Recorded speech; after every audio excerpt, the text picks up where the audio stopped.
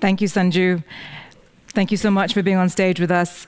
Ladies and gentlemen, Your Excellencies, welcome to the leadership panel of the India-Sweden Innovation Day 2025.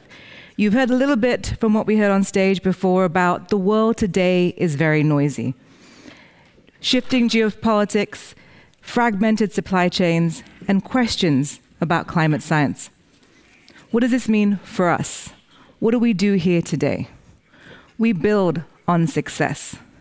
We take forward good case studies, and we take forward the innovation and the business case for transition. I will call you on stage, but I see everyone's coming up. Per, please join us.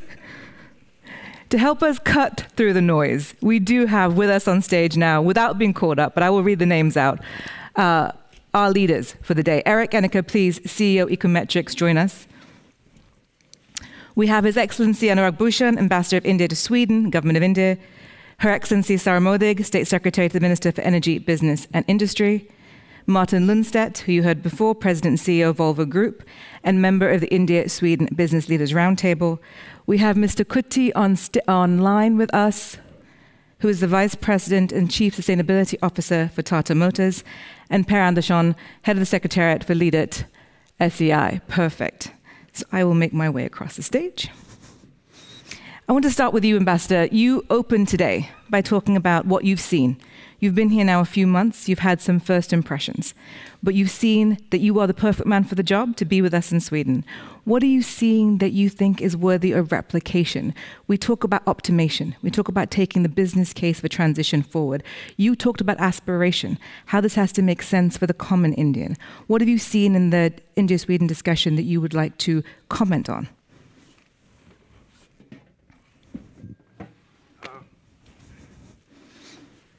Hello. Yeah, thank you. Can you hear me? Yes. Yeah. Thank you, Arati, for asking me. As you said that I'd just come and I have fresh eyes. Well, they are not fresh anymore. But being the newest in the blog, I thought I should be on the listening side and not on the speaking side. But because there are many veterans and who know India far better than I do and it would be great to see from the Swedish perspective how they see new India. And especially after the recent changes that have taken place over the years. But I came, and State Secretary, especially if you don't know, I came about 3 months back. So it has been a very eventful summer for me because we had Piyush Goyal coming in here.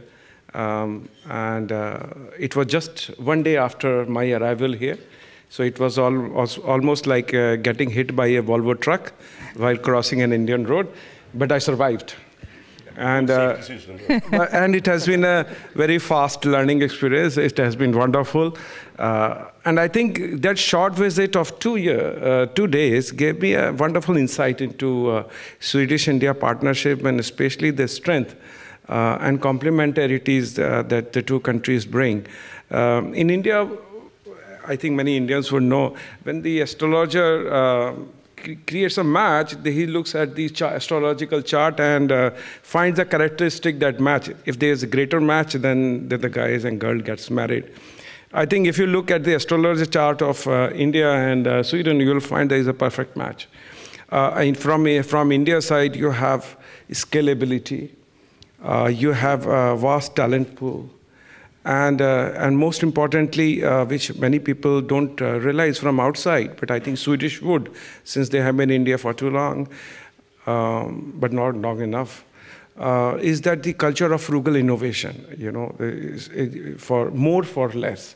And this is something that has been ingrained in us because of our resource deficiency that we had. And this is something that we are very proud of.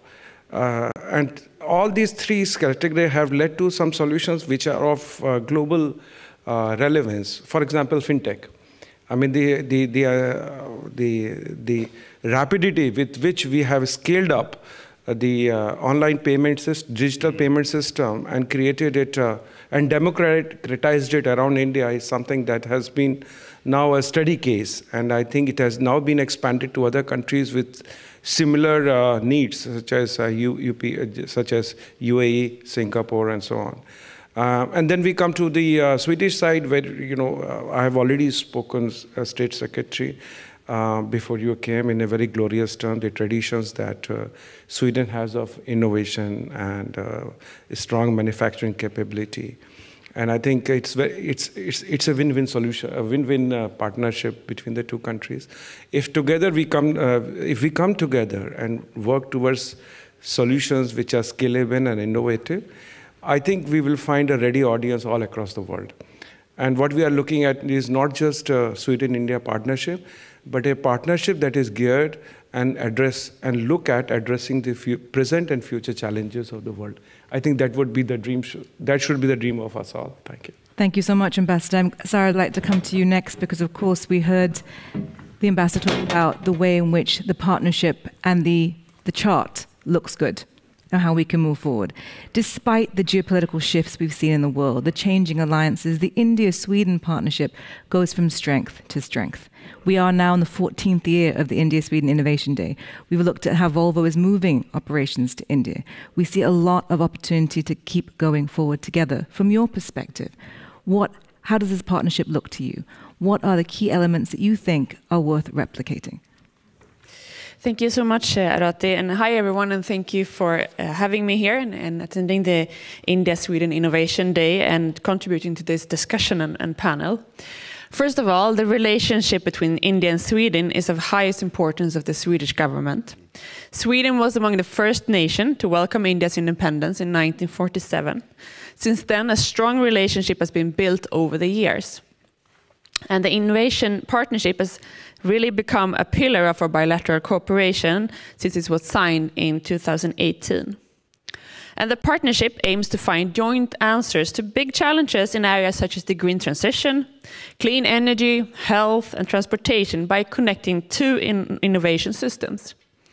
These focus areas are not only contributing to the green transition, but also helping us to reach the Sustainable Development Goals and the Paris Agreement. And the innovation partnership is a great example of a unique commitment that both the government and businesses have to our bilateral relations, and of the possibilities that lies ahead for our two countries. When we combine the strength of the India and Swedish innovation system, we can create breakthrough solutions that benefit our economies. Sweden is ranking #1 in global innovation indexes, and India is rising as well. As you are aware, the Swedish and India are co-chairing the leadership group for industry transition. LeadIT is a very strong platform that is attracting a growing number of companies. And we see very concrete collaborations taking shape under this umbrella. And Prime Minister Kristersson and Modig launched the Swedish-India Industry Transition Partnership when they met at COP28 in December 2023. And we are working to speed up the decarbonization of heavy industries like steel and cement in India. And the Swedish government has shown a very strong political engagement with India. So far, we have had 9 ministerial visits, both directions, with my government being in office. The latest example is India's Trade Minister, Mr. Goyal, who was in Stockholm in June with a large business delegation. And I'm planning for myself a visit in the end of October to India as well. And our bilateral trade between Sweden and India has almost doubled the last 6 years. Many large Swedish businesses know India well and have been present there for a long time. And the most interesting thing about our economic relationship is that it's broad and it's diverse in both goods and services, and the green transition component is very strong. And it's also encouraging to note that Indian exports to Sweden increased by 17% last year. Indian companies are investing more and more in Sweden. And Sweden has already nearly 300 businesses in India, but I think there's room for many more. And the next big thing is to promote India even to smaller Swedish businesses. And my hope is that a lot of Swedish small and medium-sized businesses will also choose India the years to come, and that we can attract more investments also here in Sweden from India. A trade deal between EU and India would open up so many doors to do that. And the trade agreement would bring transparent rules and more predictability. And this is key for all mid-sized businesses and for large businesses as well, of course. Thank you so much, Sara. And I would say when you go to India, these are your friends. These are people to reach out to. But thank you so much, Martin. Now you've heard from the government. Both sides are pro-India, pro-Sweden. The elephant, like you said, is moving. But we have to ask you, from a business perspective, we've seen a lot of changes in the last year, also in the last 2 years, consistently. You have net zero ambitions. You have very ambitious targets going forward. We have, of course, Paris. We have net zero 2030. What has this done for Volvo's targets, its planning? Is everything still in line?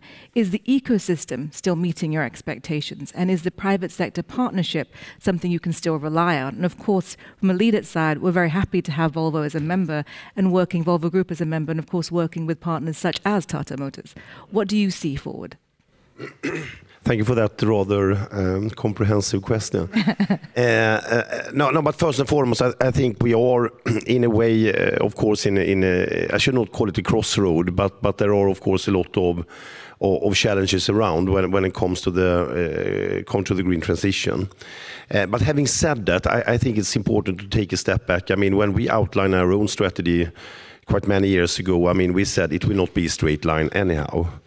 But as I mentioned also in my introduction here, I think it's very, very important to understand that if you want to be a winner for the future, and depends of course on the sector, but if you talk about a lot of the physical sectors, and if you're not going into these type of new technologies, you will lose out. So it's, I mean, what we see more and more is, so to speak, the sustainability and ambitions are also going very much hand in hand with competitiveness over time. It's driving innovation, it's driving the energy transition, it's driving the ecosystem ability as a company. And I mean, take countries that have been very diligent with their balance sheet. A country's balance sheet and see, okay, what assets do they have in the country? They have been very diligent in investing in these type of transitional technologies. China, Taiwan, Korea, Singapore. You can argue that California then with the Silicon Valley ecosystem has been that. And you have really been investing, so to speak, in these type of future technologies between public and private partnerships in order to lift the platform. Because the equation, as we say, for example, when it comes to green transportation, green infrastructure is an equation that consists of a number of key parameters. Total cost of ownership and how do you mitigate that one, equipment availability, infrastructure availability, grid capacity, green energy availability, etc. Here, India, Sweden can do it. I think LeadIT should be a platform and very great to see that the Tata Motors also joining forces in this sense in order to make it move, because this is also amongst peers to make it happen. We are decisive. We are investing approximately 4 billion euros per year in research and development and digital development in the group. 4 billion, it's quite a lot. And a big majority goes in the direction that we are talking about. But it's time to step up for everyone and also for the countries to understand if they invest long term in this, that will also create an innovative platform for the future.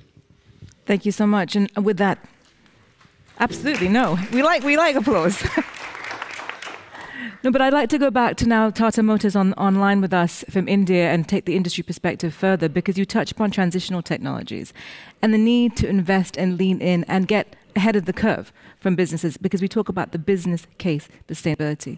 Now, Mr. Kutty, the question is not why we should change and why sustainability drives the business case, but how and what can we do to actually move forward together faster. There is no question that the private sector becomes a critical component of this discussion. Of course, public-private works together, but the private sector is important. Now, Tata Motors is one of these frontrunners. What would you like to talk about in terms of the role of the private sector working with government, but how do we actually create these transitional technologies and co-develop? Thank you, Arati. I hope you're able to hear me. Yes. So we started the sustainability journey about 3 to 4 years ago, with the chairman announcing that we would go for a project called Alingana that connects sustainability across the Tata Group. So when we started that journey in Tata Motors, we recognized that the first starting point is to inventorize our emissions, to know where we are with reference to our circularity scores, to understand what is our biodiversity and water footprint, to understand where are we with reference to human rights, and a host of metrics related to ESG. Amongst the most important decisions that we made upfront was to recognize what is our Scope 1, Scope 2, and Scope 3 emissions, including the amount of virgin materials that we use in our operations and our water footprint. 4 years down the line, I must say with great satisfaction that we have become water neutral in most of our plants. We are moving to renewable energy almost 2 to 3 years before completely, 100% renewable energy across our plants. And we have set off a whole cascade of events which looks at our product strategy, and we have committed publicly that we would be net zero by the year 2045 across the group. And so it would be both in Tata Motors passenger car operations and in the commercial vehicle operation. Most of us who are in this room recognize that heavy trucking is one of those hard to abate sectors. And the technologies of tomorrow, which we need to get our products in place, requires extensive collaboration, not just with the government, not just with infrastructure providers, but across players in the industry who would bring safety, technologies of the future, and cost parity, because the products that we manufacture affect every Indian in some way or the other. Towards this, we recognize that this new paradigm is about the ecosystem transformation and how we bring all the players together to make this big change. It was then that LeadIT was announced, and both you and Mr. Andersson had reached out to us, and we got connected to LeadIT. And now we're very happy that we are one of those members trying to bring a transformation in our space in whatever ways we can through extensive collaboration. We look forward to greater and better confirmation of leadership from different companies so that we are able to bring technologies which are agnostic to competition, but one that builds collaboration in private space so that this transition becomes real. What Anurag ji mentioned earlier in his conversation is that unless a transition is well managed, planned for, and orderly, we would miss the transition. And therefore, we look forward to working closely together and bringing our technologies and our ecosystems to bear to be part of this transformation. Arati, thank you. Thank you so much. Mr. Kutty, I hope you can hear the applause that you got in the room for that. It's very important because I think what you say is agnostic solutions that can be utilized not with trade-offs where the sum of the parts is greater than 1 + 1. We talk about recalibration, but there's also acceleration in new areas. And Erik, I'm looking at you because the world of AI is something we are beginning to understand. And of course, Martin's touched upon it, Mr. Kutty is talking about it.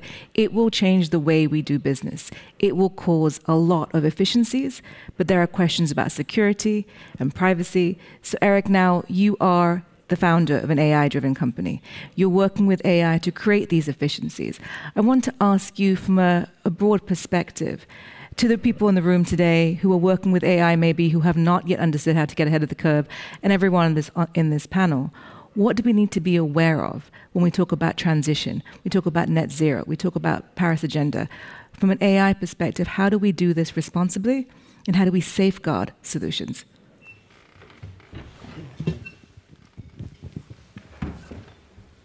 Can you hear me? Yeah? The million-dollar question, right? Well, a couple of things. I think we just have to be prepared. The AI capabilities are doubling every 6 months. And you just reflect on that for a second. That means in 2 years, the capability will be something around 15 times of what we have today. So there's a lot of potential, and I really think the AI will sort of bend the curve in terms of sustainability. It will create a lot of opportunities in areas like knowledge dissemination. So you have a lot of people that needs to make decisions all through the value chain, and they will have much more informed decisions. So the potential is really, really there. But yeah, there are some guardrails and there are some problems. Dare to share, people are talking about companies like Volvo and Tata. There are things that you are afraid of in healthcare, sharing the data with these big models. A big issue. There are solutions coming up, solutions working on like federated models. So you can sort of share knowledge without sharing data, which I think is a really important aspect of this. That was also need some help from regulatory side as well. And one really important issue, I think, is availability of the models. So the core models, to be honest, most of it is in China and the US today. And a lot of companies are adapting that technology into their core processes, but that also creates a risk. So I think that is something that needs to, on high level policy, has to be addressed. So we are ensuring that Volvo and Tata and companies like ours still have access to those models, regardless of what happens from a geopolitical sense. So I think those are some really important pieces. And then, of course, continue to fund green AI transitions through government initiatives like LeadIT, which is a really good example. And a lot of other examples have been brought up today as well. So I think those are sort of three main points from my perspective, at least. Thanks so much. And I think we can give Erik a round of applause too. Per, I want to take this to you. It's not an easy question to answer. You heard be prepared. Create agnostic solutions. Of course, sovereignty becomes an issue to also discuss. Now, LeadIT is a platform that was created to bring the public and the private sectors together, to allow for solutions, neutrality, and also bring in the role of research and evidence-based practice. What do you see forward with frameworks like LeadIT to take forward discussions with different stakeholders around the room? Thank you, Arati, and thank you for having us today. So maybe first of all, I think Martin spoke of humbleness. We should be humble. LeadIT is actually Erik, Sara, Martin, Anurag, and you. We are just the Secretariat. We are here to help you. LeadIT is today 18 member states and 28 companies. We are just back from the opening of the UN in New York last week. We know there's a lot of eyes on what's happening in this field. There's a lot of eyes on Sweden, a lot of eyes on India. So whatever you do, whatever the members of LeadIT do, you will have the eyes on you. In a positive sense, we think. We really believe that the industry and the global public-private partnership can drive the transition. We're making the case that it makes sense strategical-wise, it makes sense commercial-wise, it makes sense for the climate. We really think, and the vision that the two prime ministers had at COP28 was that also technical co-development between companies of LeadIT should be helped and highlighted and encouraged. I'm super happy to see both Martin and his team here, and all the way from India, and also Mr. Kutty, head of Tata Motors Sustainability, has been a real driver, because you do need visionaries in this field. There's a lot of talks in the morning about friends and trust. I think that will be absolutely important. There are, of course, bottlenecks. How do we deal with shared IP rights? And there's lots of bottlenecks to also overcome. We think we can play a little part of this, but the big task will be on you and on Mr. Kutty. We are happy to work with you as we move this forward. And we are happy to sit in the Stockholm Environment Institute, so we can add a little bit of neutrality of the space and a little bit of research as we move this along. Thank you.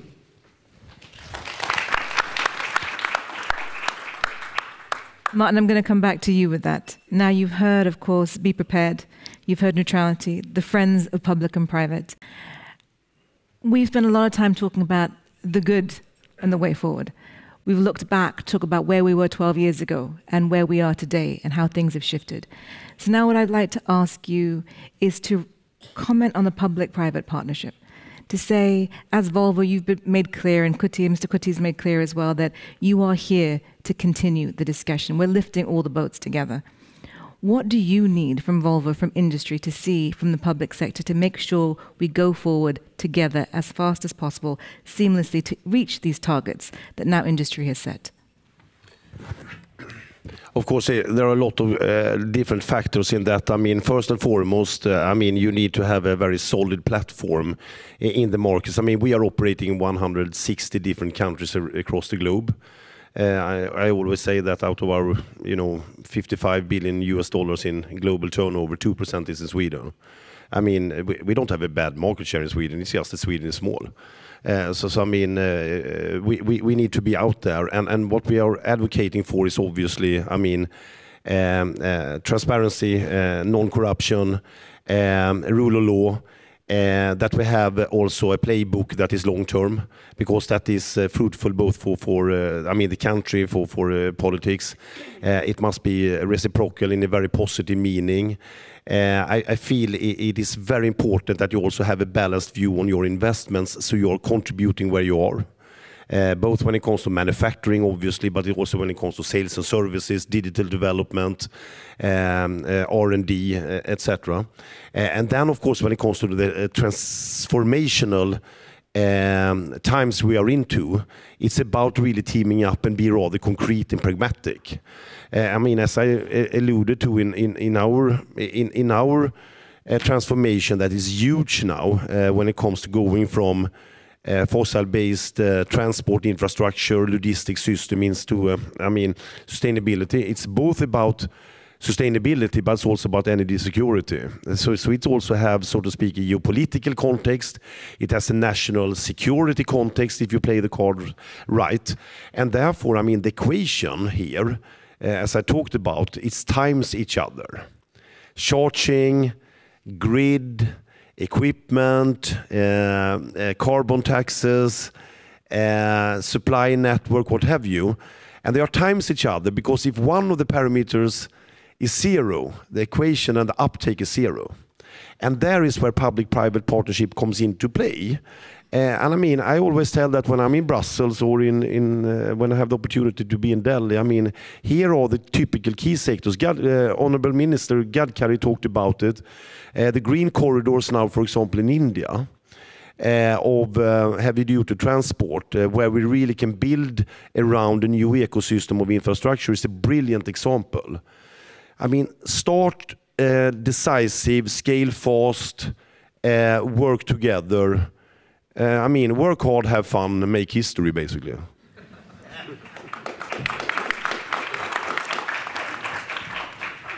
So with those words, Erik, work hard, make fun, make history, have fun. You also touched upon, Martin, the importance of predictability in policy, to set the stage, to move forward, to take things one step at a time. And that allows then, I would argue, and I would ask you, the room for disruption. Strategic disruption, to come in and say, we understand where you're going, we can help you get there faster, we can leapfrog, we can do this multiplication. You're actually working with the net zero transition. You're actually working to make this, from an AI perspective, happen for industries that otherwise might not have moved as fast as they are right now. Erik, tell us a little bit about how AI is helping net zero. Having fun? Can you hear me now? Having fun. I mean, there are a lot of fun things you can do, but I think a couple of things. We're primarily in the construction sector working with AI, but I think it goes in any industry.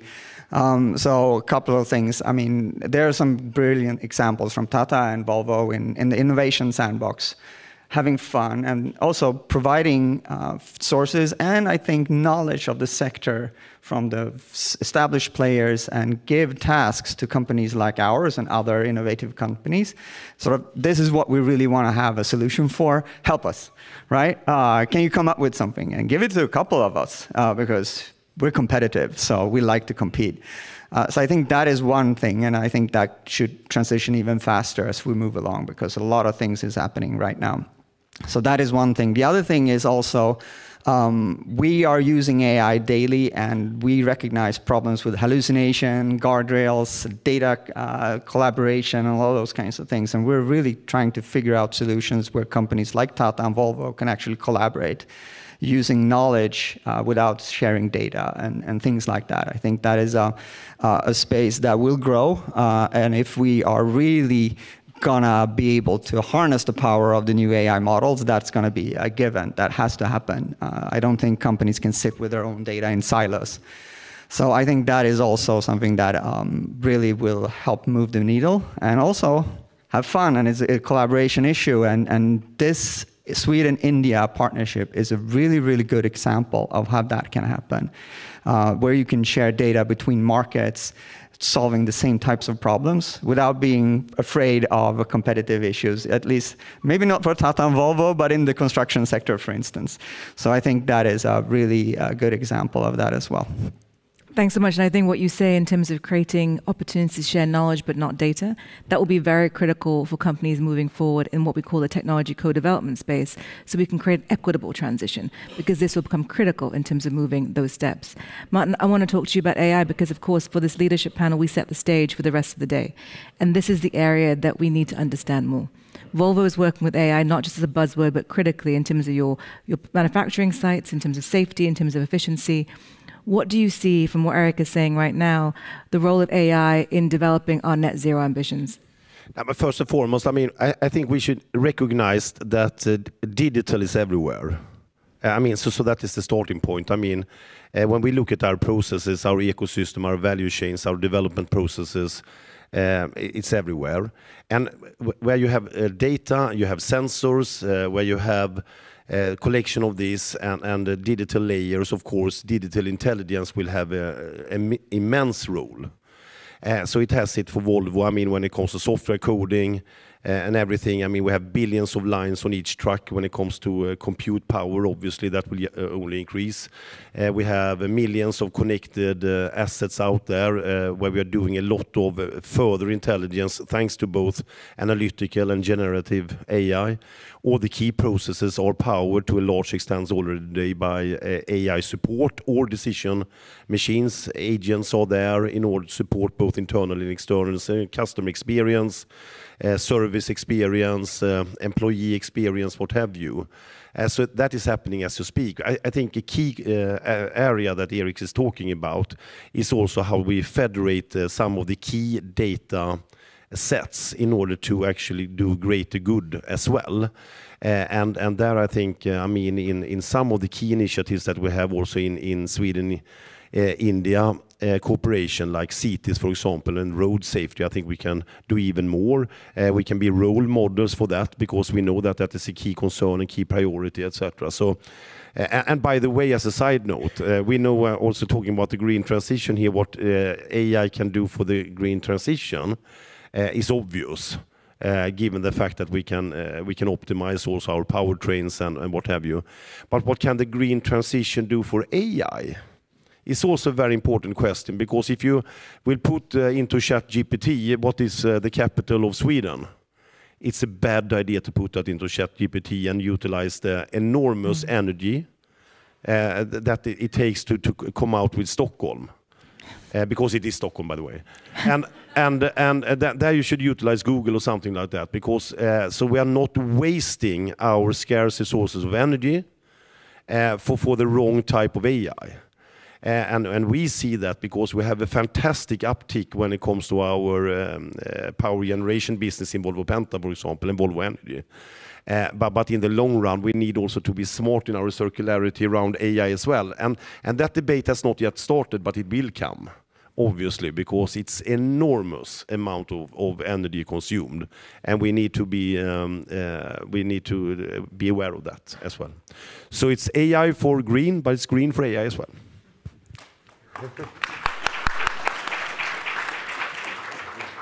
I want to take what you said, Martin, and come to you, Mr. Kutty, because of course a lot of this requires information sharing. A lot of this requires what's happening and who's doing what. And Volvo is working in the way that you're doing with Campex, you mentioned that. And of course Tata Motors has Innovus. You're working to crowdsource solutions and move forward with SME partners. This creates an understanding that large companies understand the flexibility and the role of lean, mean machines to create solutions that you can then work with. Mr. Kutty, from your perspective, what is the role of SMEs in the Tata journey towards net zero? Yes, Arati. So the more we understand this transition, very different from what humankind has experienced in the past, we recognize more than ever that no single company, no single corporation, even a state, can solve any of these problems individually. And therefore, it requires the collective intelligence of the entire human race to find solutions for these intractable problems. Add to that the complexities of a just transition, where you're absolutely required to take the people who are incumbents along and to choose technologies of the future which are appropriate to every walk of life is the most important thing. Now, when we say the transition is so large and so huge and so big, and we have the humility to recognize that we don't have all the answers, we definitely come to a conclusion that when we have many people in the room, all of them come bringing their perspectives, the collective intelligence will probably be able to solve some of those problems, which has not been the way we solve problems in the past. Now, innovation is what propels you to think differently. And when you have a challenge which is so large and so difficult, but equally wholesome and worth solving for, collective intelligence and collective coming together is a way to get to a greater common goal. And therefore, innovation with anybody who's got a solution. So we normally think of, we normally talk of this in terms of, for a solution for a problem, we are always looking for people who are able to provide a solution to the problem.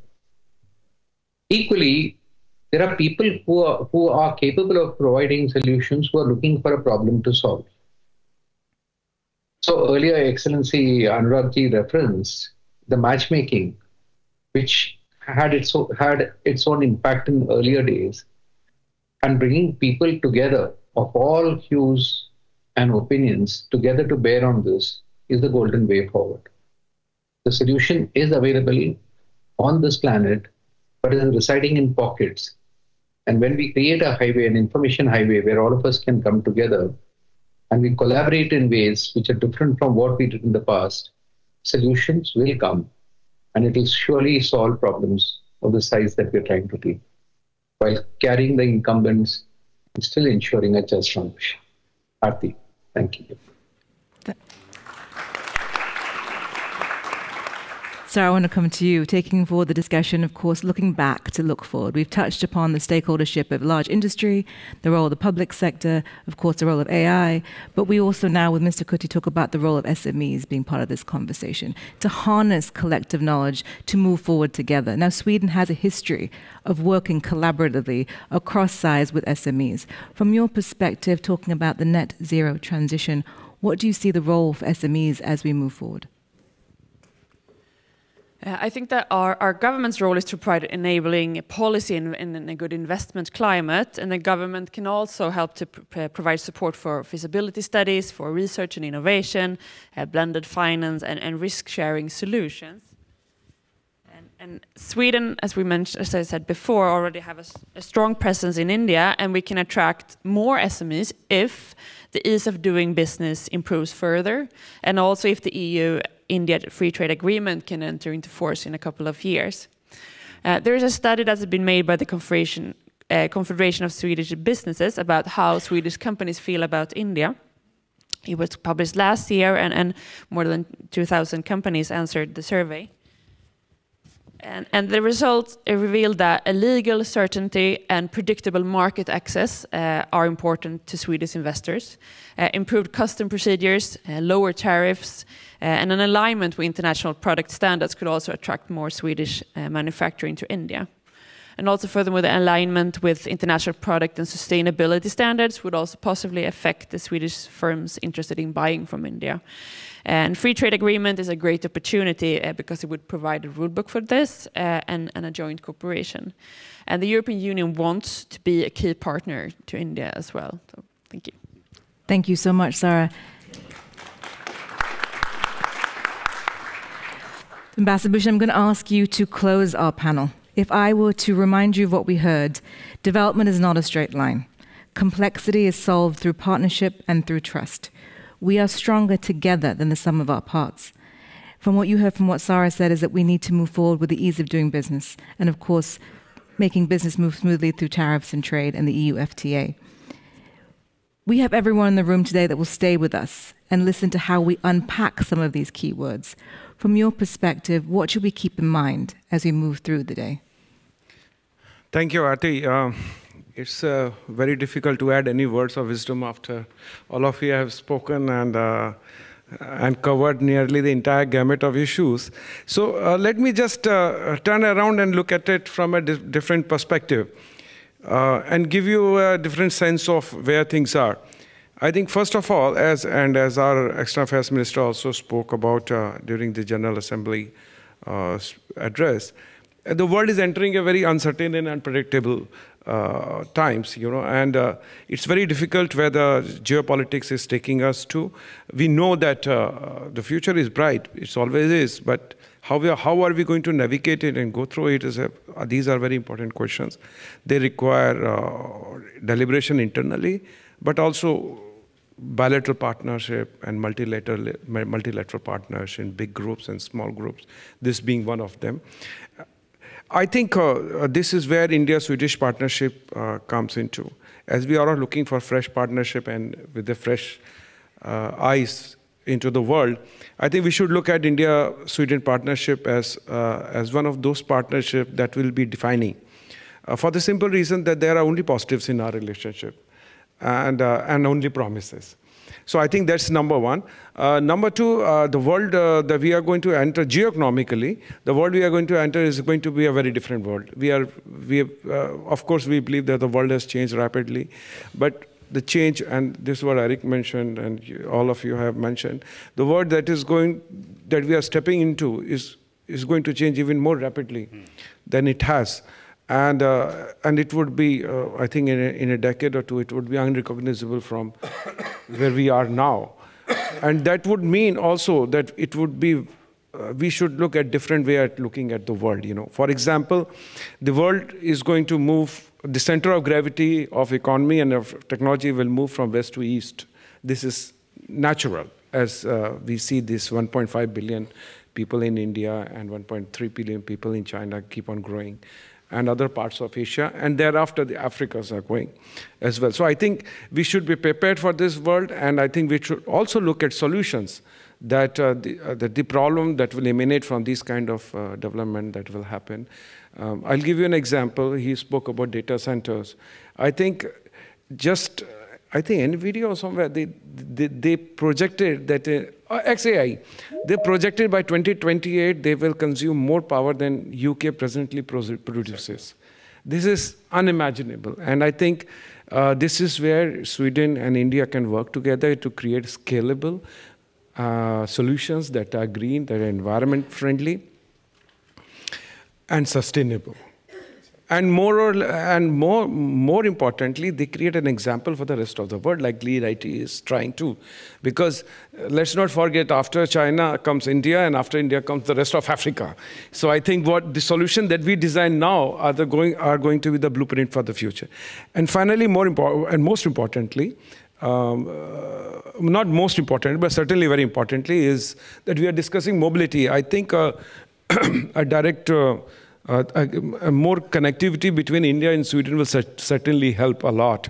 I was CG Dubai about 10 years back, and I know how important it is for more flight connectivity and so on to ensure that greater business takes place. And I do hope that when you are going, this is one of the issues. Unfortunately, we don't have Air India and we don't have SAS anymore, but we can try and persuade, use our persuasive power to ensure that we have more connectivity between the two capitals. Thank you very much, Arati. Thank you so much. Ladies and gentlemen, I know you've just clapped, but can we please stand up and thank our leaders for being with us this morning? Thank you so much.